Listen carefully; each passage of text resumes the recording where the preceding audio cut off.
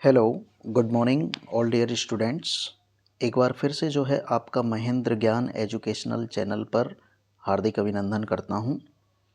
आज जो है हम एक नए टॉपिक के बारे में डिस्कस करने के लिए आए हैं, जिसका नाम है ऑपरेशन थिएटर। ऑपरेशन थिएटर का नाम जो है हर किसी ने सुन रखा होगा। ऑपरेशन थिएटर को हिंदी में जो है वो शल्यशाला के नाम से जाना जाता है।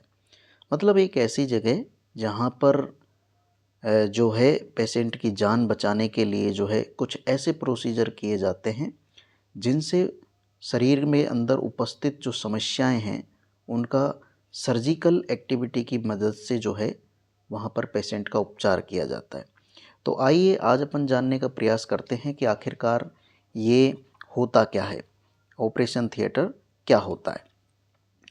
ऑपरेशन थिएटर की अगर मैं परिभाषा की बात करूं बच्चों, तो ऑपरेशन थिएटर को जो है सर्जिकल साइट भी कहा जाता है। और ये जो है एक स्पेशलाइज्ड फैसिलिटी होती है जो कि हॉस्पिटल के अंदर पाई जाती है।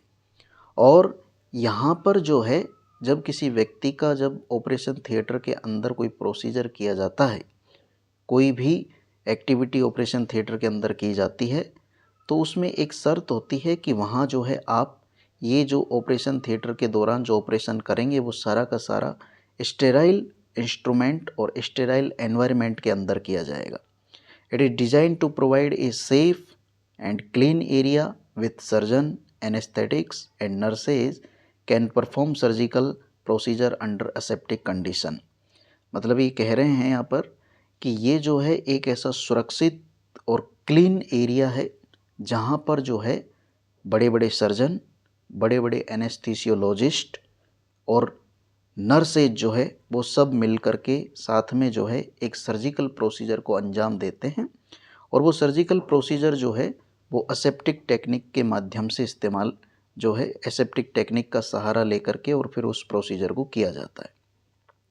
तो ऑपरेशन थिएटर बहुत ही, मैं कहूँ बच्चों, तो यहाँ पर ऑपरेशन थिएटर जो है वो हॉस्पिटल के अंदर पाई जाने वाली एक जगह है जहाँ एक ऐसा एनवायरनमेंट प्रोवाइड किया जाता है जहाँ पर स्टेरिलाइज, मतलब ऐसे इंस्ट्रूमेंट।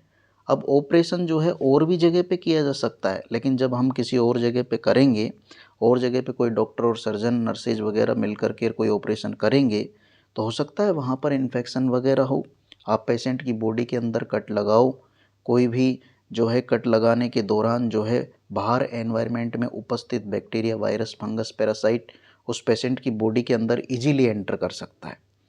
इसलिए हॉस्पिटल में पाए जाने वाला ऑपरेशन थिएटर, जिसे हम हिंदी में शल्यशाला कहते हैं, वो एक ऐसी जगह है जहाँ पर पूरा का पूरा एनवायरनमेंट जो है वो क्लीन है। वहाँ पूरे के पूरे एनवायरनमेंट को स्टेरिलाइज किया जाता है, यहाँ तक कि दीवारों पर भी जो है किसी भी प्रकार का बैक्टीरिया, वायरस, फंगस, पैरासाइट्स उत्पन्न नहीं हो सकता। वहाँ की जो हवा है उसको भी स्टेरिलाइज किया जाता है, एनवायरनमेंट है उसको भी स्टेरिलाइज किया जाता है। उस हॉस्पिटल के अंदर इस्तेमाल होने वाली हर एक चीज़ को जो है क्या किया जाता है, स्टेराइल किया जाता है। ये वहाँ पर ये कंपलसरी है, ये ज़रूरी है, क्योंकि जब भी हम किसी पेशेंट को ऑपरेशन थिएटर के अंदर लेंगे, तो ऑपरेशन थिएटर में अंदर लेने के बाद में जब भी उसमें कोई प्रोसीजर किया जाएगा, तो उस प्रोसीजर के दौरान उस व्यक्ति के बॉडी पर इस्तेमाल होने वाले कपड़े, instrument, equipment, doctor, surgeon, gloves, anaesthesia देने वाला डॉक्टर, नर्सेज, ये सारे के सारे जब भी अपने इंस्ट्रूमेंट, इक्विपमेंट या अपने बॉडी के पार्ट्स को और सर्जरी करने के दौरान उस पेशेंट की बॉडी पर जब भी अप्लाई करेंगे, तो बाकायदा ये शर्त है कि वहाँ पर जो है सारे की सारी चीज़ें स्टेरिलाइज होनी चाहिए। स्टेरिलाइज मतलब उनके अंदर किसी भी प्रकार का बैक्टीरिया, वायरस, फंगस, पैरासाइट नहीं होना चाहिए। अगर ऐसा हुआ तो फिर उस व्यक्ति के अंदर जो है इजीली इन्फेक्शन हो जाएगा और उस ऑपरेशन से पहले वो ऑपरेशन से होने वाले जो एक प्रकार के कॉम्प्लिकेशंस है उनसे ही वो पेशेंट की जान चली जाएगी। इसलिए ऑपरेशन थिएटर हॉस्पिटल में पाई जाने वाली एक ऐसी जगह जहाँ पर एनवायरनमेंट जो है वो पूरी तरीके से क्लीन हो और वहाँ पर इस्तेमाल किए जाने वाले इंस्ट्रूमेंट, इक्विपमेंट जो है वो पूरी तरीके से क्या हो, स्टेरिलाइज हो। आगे हम बात करते हैं कि what are the objectives of operation theatre. Operation theatre क्यों बनाया गया, आखिरकार इसके उद्देश्य क्या है। तो अगर इसके मैं पहले ऑब्जेक्टिव्स की बात करूं तो ऑपरेशन थिएटर एक ऐसी जगह है जहां पर स्टेराइल एनवायरनमेंट प्रदान किया जाता है। स्टेराइल एनवायरनमेंट मतलब ऐसा वातावरण जिसमें बैक्टीरिया, वायरस, फंगस, पैरासाइट वो वहाँ पर उपस्थित नहीं हैं, उनको स्टेलाइज कर दिया गया है, उनको ख़त्म कर दिया गया है वहाँ पर। Second is the objective is the to ensure patient safety and minimise the risk of infection. वाजिब सी बात है, हॉस्पिटल में एंटर करने के बाद में ही इन्फेक्शन होने के चांसेस तो बढ़ ही जाते हैं, इन्फेक्शन होने के चांसेस बढ़ जाते हैं, क्योंकि हॉस्पिटल के अंदर पैर रखते ही आप ये मान करके चलें कि हॉस्पिटल में होने वाला इन्फेक्शन, जिसे हम नोज़ोकोमियल इन्फेक्शन कहते हैं, वो हॉस्पिटल में हर जगह पर अवेलेबल है। तो आप ये यकीन करके चलें कि हॉस्पिटल अपने आप में ही एक इन्फेक्शन का स्रोत है। लेकिन क्योंकि वहाँ पर जाना किसी की मजबूरी है, पेशेंट को जा कर के वहाँ अपनी जान बचाना मजबूरी है, तो पेशेंट जब ऑपरेशन थिएटर में जाएगा तो जब हॉस्पिटल का कोई पर्टिकुलर जनरल सा एरिया है वहाँ पर ही नोज़ोकोमियल इन्फेक्शन है, तो ऑपरेशन थिएटर तो एक ऐसी जगह है जहाँ पर डेली जो है हॉस्पिटल में पेशेंट के शरीर के अंदर जो है काटापीटी होती है, कोई ट्यूमर निकाली जाती है, कोई स्टोन निकाला जाता है, कोई करेक्ट किया जाता है, ऑर्गन को डिफॉर्मिटी हो गई उसको सही किया जाता है। तो ऑपरेशन थिएटर में तो वहाँ पर काटापीटी डेली ही की जाती है।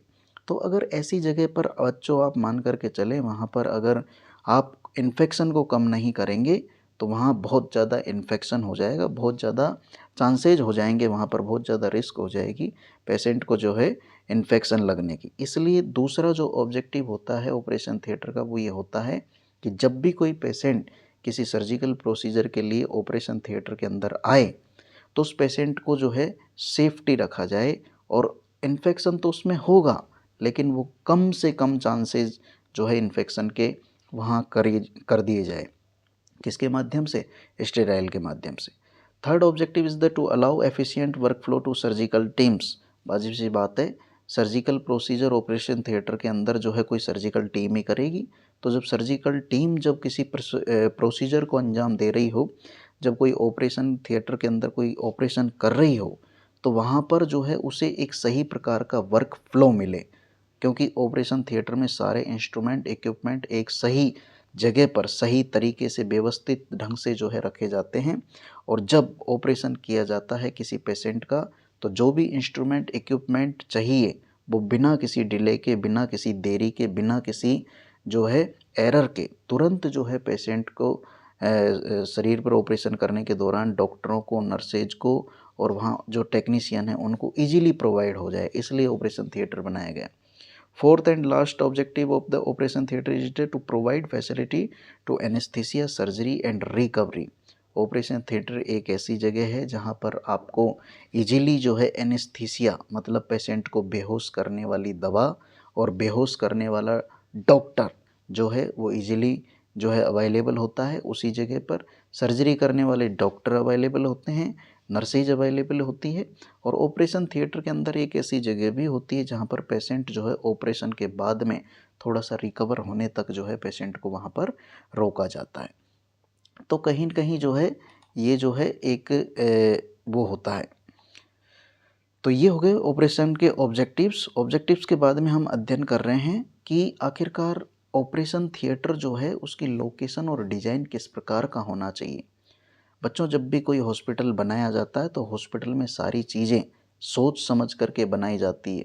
जैसे आपने देखा होगा जितने भी छोटे से लेकर के बड़े बड़े हॉस्पिटल हैं, तो कोई भी हॉस्पिटल ऐसा नहीं होगा कि जिसमें थर्ड मंजिल पर इमरजेंसी वार्ड होगा या सेकंड फ्लोर पर जो है आपका इमरजेंसी वार्ड होगा। इमरजेंसी में पेशेंट इमीडिएट आएगा, और इमीडिएट आएगा तो उसे जो है तुरंत हैंडल करने के लिए, इजीली अवेलेबल पहुंचने के लिए हमेशा जो आपका इमरजेंसी वार्ड है वो कहाँ होना चाहिए?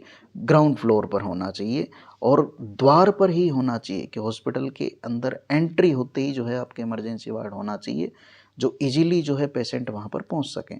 तो ऐसे ही हॉस्पिटल में हर एक वार्ड को ध्यान में रख कर के और उसको इस तरीके से और इस तरीके से डिज़ाइन किया जाता है, और इस तरीके से उसकी लोकेशन रखी जाती है कि वहाँ पर पहुँचने में पेशेंट को असुविधाएं नहीं उठानी पड़े। ऑपरेशन थिएटर आप जानते हैं एक ऐसी जगह है जो वहाँ पर स्टेराइल और सेपरेट और कीप कॉम जैसा एनवायरनमेंट होना चाहिए, साइलेंट पीसफुल जैसा एनवायरनमेंट होना चाहिए। कोई जो है वहाँ पर दुविधा आवाज़ वगैरह ऐसी जो है एरर टाइप कोई समस्या नहीं होनी चाहिए। तो ये कह रहा है कि लोकेशन और डिज़ाइन की अगर हम बात करें तो ऑपरेशन थिएटर अपने आप में एक सेपरेट मतलब एक ऐसी जगह पे बनाया जाना चाहिए जहाँ पर बीच में किसी और वार्ड का इंटरफेयर नहीं हो। ऑपरेशन थिएटर मतलब ऑपरेशन थिएटर ही होना चाहिए। क्वाइट शांत पैलेस और शांत जगह पे होना चाहिए ताकि डॉक्टर जो है अब जब सर्जरी कर रहे हों तो उसे ईजिली जो है परफॉर्म कर पाएँ। क्लीन एरिया हॉस्पिटल में ऐसी जगह पर आपका ऑपरेशन थिएटर बनाया जाना चाहिए जहाँ पर ज़्यादा लोगों की भीड़ भाड़ नहीं हो, वहाँ क्लीन एरिया हो, वहाँ साफ़ सफाई रहे, तब जा कर के जो है वो सही रहेगा। और away from out patient department and ward to reduce infection risk, ऐसे जो है वार्डों से वो दूर होना चाहिए जहाँ पर पेशेंट दुनिया भर के आ रहे हों जा रहे हों, भीड़ भड़क्का हो। समझ रहे हैं मेरी बात को? क्योंकि जितने ज़्यादा लोग ऑपरेशन थिएटर के पास में ज़्यादा आएंगे तो वहाँ पर इन्फेक्शन के डिस्टर्बेंस के उतने ही ज़्यादा चांसेज होंगे। इसलिए ऐसी जगहों से ओपीडी वगैरह से जो है आपका ऑपरेशन थिएटर दूर होना चाहिए।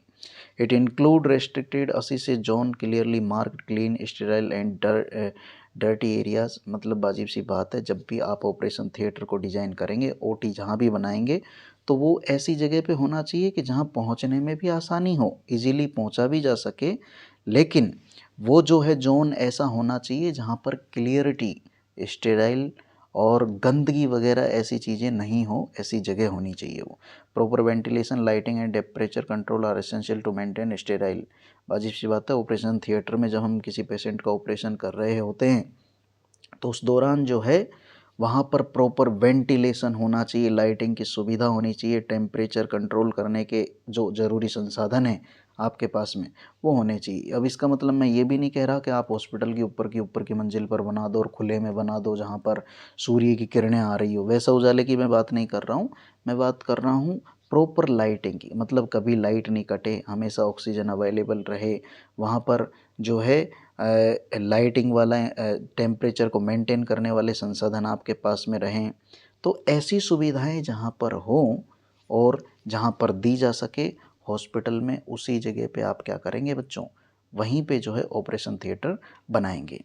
Next is the what is the zones in operation theatre. कुछ जोन होते हैं, कुल मिलाकर के 4 जोन जो है ऑपरेशन थिएटर में पाए जाते हैं। पहला आता है protective zone, second is the clean zone, third is the sterile zone and fourth is the disposal zone. Protective zone में मैं कहना चाह रहा हूँ जैसे आपका रिसेप्शन हुआ, चेंजिंग रूम हुआ, प्रोटेक्टिव एरियाज हुआ। ऑपरेशन थिएटर के कई जोन होते हैं। ओटी में पहुँचने से पहले व्यक्ति को फर्स्टली जो है गुजरना पड़ता है प्रोटेक्टिव जोन में, जहाँ पर वो उसके पेशेंट के कपड़े वगैरह चेंज करवाए जाते हैं, उसे ओटी की ड्रेस पहनाई जाती है। वहाँ पर जो उसकी फ़ाइलों वाइलों से संबंधित जो पूछताछ है, रिपोर्ट वगैरह कलेक्ट करने का ऐसा जो है काम किया जाता है। और ऑपरेशन थिएटर में जाने से पहले जो तैयारियाँ जो है वो प्री ऑपरेटिव एरियाज़ में की जाती है। तो ये सारी चीज़ें आपकी प्रोटेक्टिव जोन में आती है। Second is the clean zone. Clean zone में आपका एक प्रकार आप ये मान लीजिए जैसे प्रिपरेशन, अभी अपन ने कपड़े पहनाए थे पेशेंट को या उसका चेंज किया था, या आपने जो है उसे प्री ऑपरेटिव में जो है साइकोलॉजिकली सपोर्ट दे करके उसे तैयार किया था कि भाई आप जो है अब ऑपरेशन के लिए जाने वाले हैं। लेकिन क्लीन जोन में मैं कहना चाह रहा हूँ कि जो सर्जिकल साइट है, मान लीजिए पेशेंट की जो है किडनी का ऑपरेशन होने वाला है, तो किडनी वाली जगह पर जो है उपस्थित जो है बाल वगैरह जो है या ऐसी कोई जगह है जो है उस जगह को क्लीन करने का काम उसे क्लीन जोन में रखा जाता है।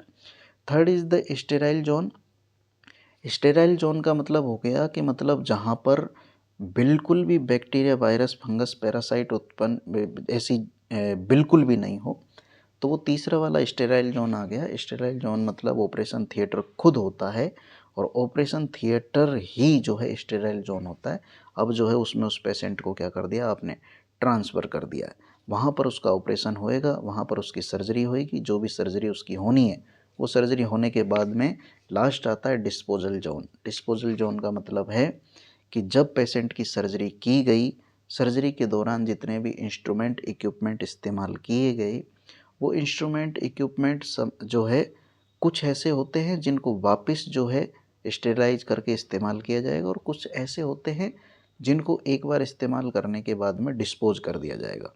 तो जो डिस्पोज करने लायक हैं उनको अब जो है डिस्पोज कर दिया जाए, और वो जो है डिस्पोजल जोन में होता है। So this is all about the zones in operation theatre. आगे आता है what is the essential component in operation theatre. Operation theatre के लिए ऐसे कौन कौन से कंपोनेंट हैं जिनकी आवश्यकताएं आपको होगी ही और जो ज़रूरी हैं। फर्स्ट आता है ऑपरेटिंग टेबल। आपका ऑपरेशन थिएटर जहां होगा, ऑपरेशन थिएटर में जिसके ऊपर पेशेंट को लेटा करके और जब सर्जरी की जाती है उसे हम ऑपरेटिंग टेबल कहते हैं। तो अलग अलग प्रकार की ऑपरेटिंग टेबल होती है, वो उनमें से जो है अलग अलग प्रकार की आपके पास में ऑपरेटिंग टेबल होनी चाहिए।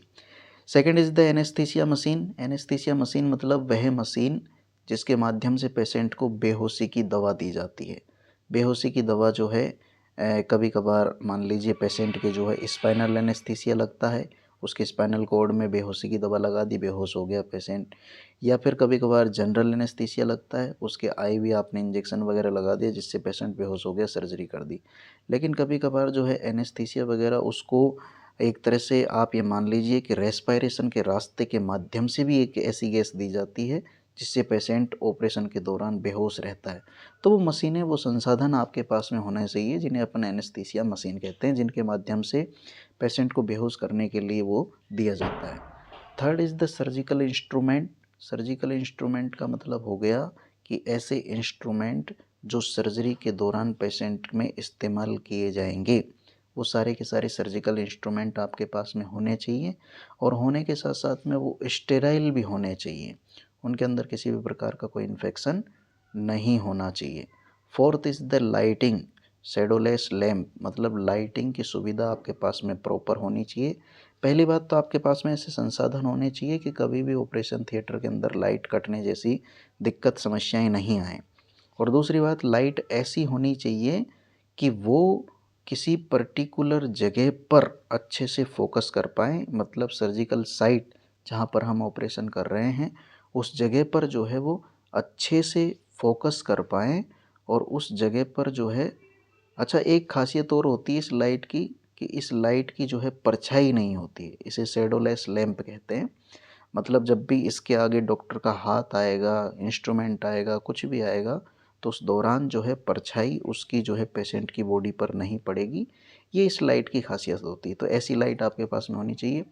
Suction and oxygen supply. Patient की बॉडी में कट मारने के दौरान जब कोई एरिया कटेगा तो वहाँ पर ब्लड्स वेसल्स वगैरह भी कटेगी, तो जो दुनिया भर का ब्लड जो लॉस होगा ऑपरेशन थिएटर में ऑपरेशन के दौरान, उस ब्लड को, उस सिक्रेशन को सक करने के लिए सक्शन मशीन होनी चाहिए। और पेशेंट को कभी कभार जो है बेहोशी के दौरान उसकी जान जाने की संभावना भी रहती है, तो ऐसी इमरजेंसी सिचुएशन के दौरान उसे ऑक्सीजन देने के लिए ऑक्सीजन की सप्लाई भी होनी चाहिए। तो हॉस्पिटल में आपको पहला होना चाहिए ऑपरेटिंग टेबल, दूसरा होना चाहिए एनेस्थीसिया देने वाली मशीन, तीसरा होना चाहिए सर्जिकल इंस्ट्रूमेंट इक्विपमेंट, चौथा होना चाहिए लाइटिंग की प्रॉपर सुविधाएं, और पांचवा होना चाहिए सक्शन और ऑक्सीजन की सप्लाई। छठा होना चाहिए मॉनिटरिंग डिवाइसेज। हमारे पास में डिफरेंट डिफरेंट प्रकार के मॉनिटर होने चाहिए जिनसे हम पेशेंट की कंडीशंस को ऑब्जर्व कर सकें कि भाई इसका वाइटल साइन कैसा जा रहा है, बीपी ऊपर जा रहा है, टेम्परेचर नीचे जा रहा है, रेस्पिरेशन कितना चल रहा है, धड़कनें कैसी चल रही है, पल्स कितनी आ रही है। ऐसे मॉनिटर, इंस्ट्रूमेंट, इक्विपमेंट हमारे पास में अवेलेबल होनी चाहिए। कुछ मॉनिटर्स ऐसे भी होते हैं जिनसे हम पेशेंट की बॉडी के अंदर कैमरा डाल करके और कैमरे के माध्यम से ही ऑपरेशन करते हैं, जैसे लेप्रोस्कोपिक सर्जन करते हैं। तो वैसे भी मॉनिटर और डिवाइसेज आपके पास में होनी चाहिए। लास्ट, स्टेरिलाइजेशन इक्विपमेंट मतलब सारे के सारे आपके औजार, इंस्ट्रूमेंट, जो आपकी डिवाइसेज सारी की सारी हाइजेनिक होनी चाहिए, स्टेराइल होनी चाहिए।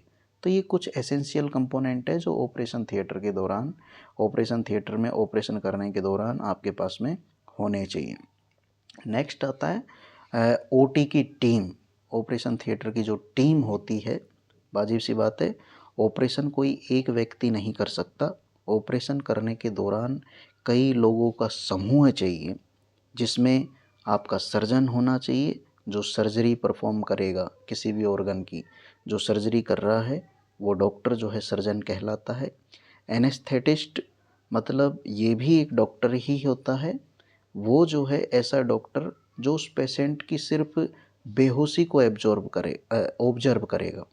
आप ये मान करके चल लिए कि सर्जन जो आता है वो सर्जन तो आकर के उसे अपना एक ऑर्गन जो है डिसाइड रहता है। मान लीजिए किडनी है, किडनी की स्टोन निकालना वो अच्छे से जानता है, बस उसे किडनी चाहिए और वो किडनी जो है उसमें जा कर के इंस्ट्रूमेंट जो है इनका इस्तेमाल करके और फटाफट आएगा और फटाफट इंस्ट्रूमेंट इक्विपमेंट्स के माध्यम से वो स्टोन को निकाल करके चला जाएगा। लेकिन उससे पहले आप ऐसे ही तो नहीं चले जाएंगे ना किडनी में। किडनी में जाने से पहले पेशेंट को बेहोश करना ज़रूरी है ताकि उसके दर्द नहीं हो। तो बेहोश करने की जिम्मेदारी जो है वो एनेस्थेटिस्ट की होती है और ये बहुत बड़ी जिम्मेदारी होती है। ये आपको लग सकता है कि सर्जन ही बहुत बड़ा होता है, एनेस्थेटिस्ट कुछ नहीं होता।